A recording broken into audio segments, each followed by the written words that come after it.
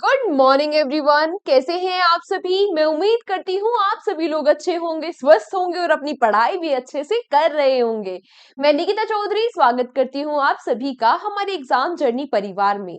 आज के सेशन में हम कल तक के करंट अफेयर्स के 10 इंपॉर्टेंट क्वेश्चंस को मात्र 10 मिनट में कवर करेंगे। तो फटाफट से स्टार्ट करते हैं अपने सेशन को। और आज का हमारा पहला क्वेश्चन क्या है, आपसे पूछ रहा है when was data privacy day celebrated recently. यानी कि आपसे पूछा कि जो डेटा संरक्षण दिवस है ये कब मनाया जाता है। कब मनाया जाता है, बोलो बोलो। हाँ, 28 जनवरी को ये दिन मनाया जाता है। किस लिए? कि भाई इंपॉर्टेंस क्या होती है डेटा प्रोटेक्शन की, डेटा प्राइवेसी की, बात की अवेयरनेस फैलाने के लिए ये दिन मनाया जाता है 28 जनवरी को। पहले इस दिन को हम डेटा प्रोटेक्शन के नाम से जानते थे। इस बात को भी आप याद रखना और ये भी याद रखना कि ये जो दिन है ये मनाना स्टार्ट हुआ कहां से, यूरोप से। क्लियर सारी चीजें? ठीक है। अगला क्वेश्चन आपसे क्या पूछ रहा है, who has been recently appointed as the director of liquid propulsion system centre, यानी कि एलपीएससी, जो उसके तहत आता है, इसरो के अंडर जो आता है। अभी हाल ही में इसके इसके डायरेक्टर कौन बन गए हैं, आपसे ये पूछ रहा है। तो कौन बन गए हैं? हाँ हाँ बोलो। हाँ, कौन बन गए हैं? मोहन एस सोमनाथ जी कौन थे, पहले चेयरमैन हुआ करते थे इसरो के। और वी नारायण क्या है, अब चेयरमैन है इसरो के। तो यहाँ पे इसरो का नाम आया है ना। तो आज आपके लिए क्वेश्चन फॉर यू क्या है, हम कई बार अभी पिछले हफ्ते में ही इसरो के बारे में सारी चीजें रिवाइज कर चुके हैं।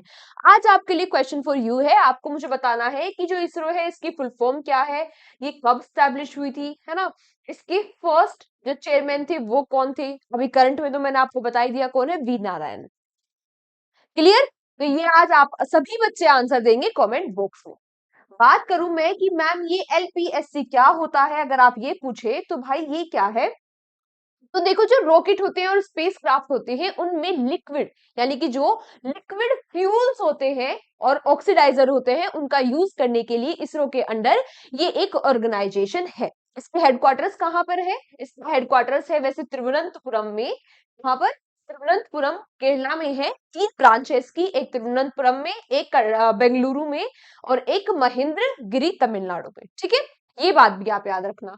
अगला question, recently which city in Assam has been announced to be upgraded to a full-fledged city and serve as the second capital। क्या पूछा? आपसे पूछा कि असम के किस शहर को दूसरी राजधानी बनाने और पूर्ण शहर के रूप में अपग्रेड करने की घोषणा की गई है।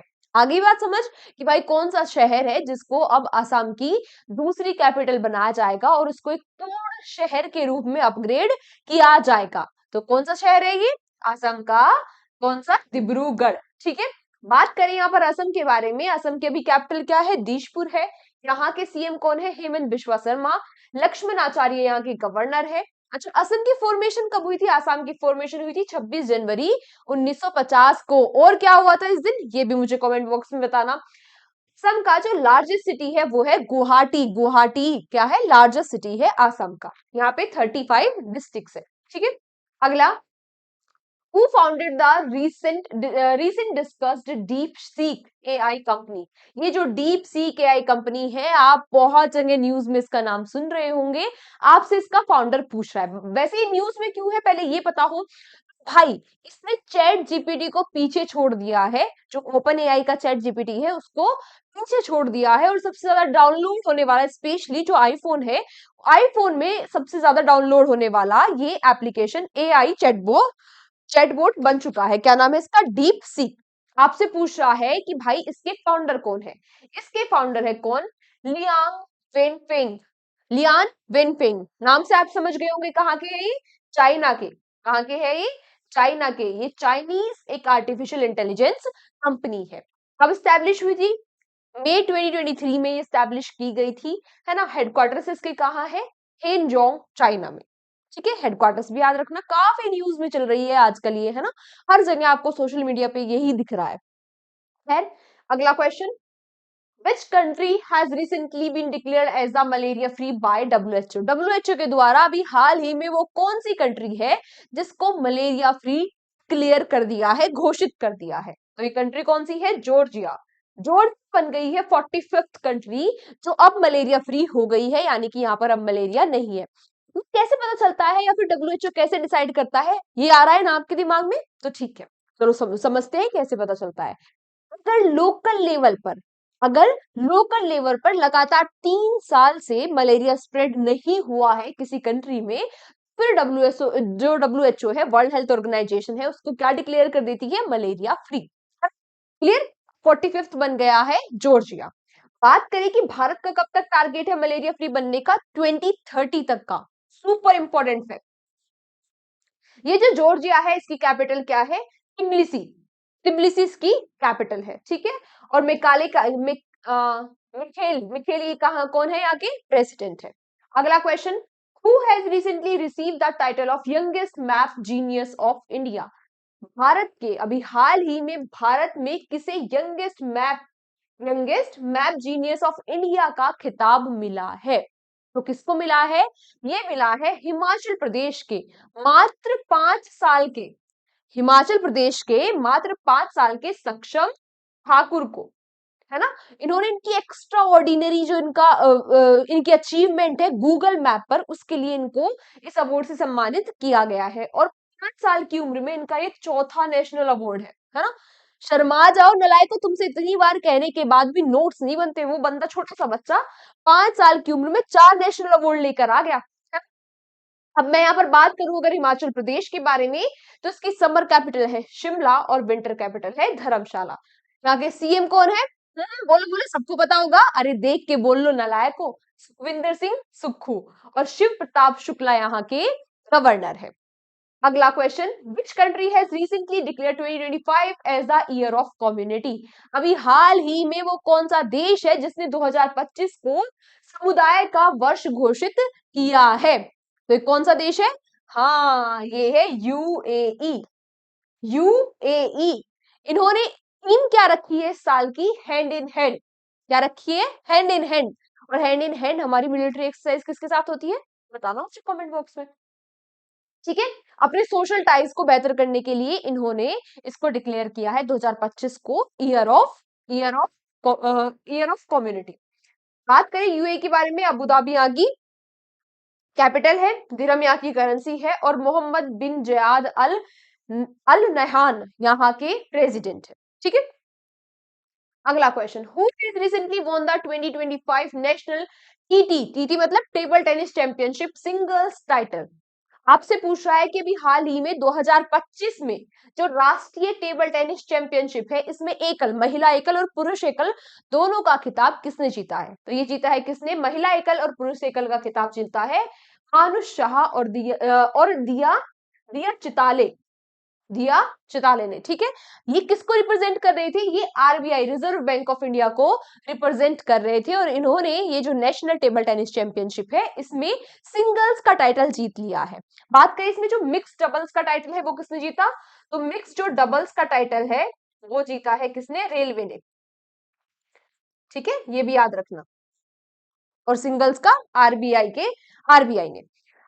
तो ये हो कहां पर रहा था? तो ये हो रहा था पंडित दीनदयाल उपाध्याय इंडोर स्टेडियम, सूरत, गुजरात। सारी ही बातें आप याद रखना कि किसने जीता, किसको रिप्रेजेंट कर रहे थे, कहां पर ये टूर्नामेंट हो रही थी, सिंगल्स के टाइटल कौन लोग थे जिन्होंने जीता, और मिक्स डबल्स का टाइटल किसने जीता। सारी बातें आप याद रखेंगे। अगला question, recently where Guillain Barre Guillain Barre syndrome outbreak been confirmed? अभी हाल ही में कहां पर जो ये गुइलेन बैरे सिंड्रोम है इसके प्रकोप की पुष्टि की गई है। तो ये पुष्टि की गई है कहां पर? महाराष्ट्र में। और महाराष्ट्र में भी कहां पर? महाराष्ट्र के पुणे में। यहाँ पर इसके 100+ जो केसेस है, सस्पेक्ट्स है, वो देखने को मिले हैं। अब ये है क्या? तो भाई ये क्या, एक डिजीज है जो डायरेक्टली अफेक्ट करती है इम्यूनिटी को, और इसकी वजह से क्या हो जाती है? मसल वीक हो जाती है और खतरा रहता है पैरालिसिस का, ठीक है। तो ये आउटब्रेक देखा गया है कहां पर? महाराष्ट्र के पुणे में। अगला question, which two countries have agreed to resume direct air services and the Kailash Mansarovar Yatra? अभी हाल ही में वो दो कौन सी कंट्री है जिन्होंने अपनी सीधी हवाई सेवाओं और कैलाश मानसरोवर यात्रा को फिर से शुरू करने पर जो सहमत हो गई है? तो कौन सी कंट्रीज है? बोलो। हाँ, ये है कौन? इंडिया और चाइना। इंडिया और चाइना, है ना? आपको पता होगा कितनी इंपॉर्टेंस है हमारे लिए कैलाश पर्वत की। इवन नॉट हिंदुइज्म में, बल्कि जो हिंदू, जैन, बोधि, है ना, ये सभी रिलीजन में ये मानसरोवर और कैलाश जो पर्वत है, इसकी काफी मान्यताएं हैं, है ना? हमारे यहाँ तो यही माना जाता है, हिंदुइज्म में माना जाता है कि भाई शिव जी वहीं पर रहते हैं। तो अब फिर से यहाँ की जो यात्रा है वो शुरू कर दी गई है। बीच में जब इंडिया और चाइना के बीच में टेंशन बढ़ी थी, तो इसको बंद कर दिया गया था। अब इंडिया और चाइना के बीच में जो डायरेक्ट फ्लाइट है वो भी स्टार्ट कर दी गई है। यहाँ आप ये बात याद रखेंगे कि भाई ये जो मानसरोवर है, ये जो क्या है, लेक मानसरोवर है, जिसको हमारे यहाँ मानसरोवर सरोवर के नाम से जानते हैं, इसको माप युमसो के नाम से जानते हैं तिब्बत में। मापम युमसो के नाम से इसको तिब्बत में जाना जाता है। आपसे डायरेक्टली ये भी पूछ लेगा कि भाई से तिब्बत में किस नाम से जाना जाता है, या तो पूछ लेगा नाम देकर कि इसको ये इंडिया में किस नाम से जाना जाता है ना, या इसका दूसरा नाम क्या है, कुछ भी आपसे पूछ सकता है। ठीक है, तो आज की क्लास को हम यहीं तक रखते हैं। Thank you so much everyone हमारे साथ सेशन में एंड तक बने रहने के लिए।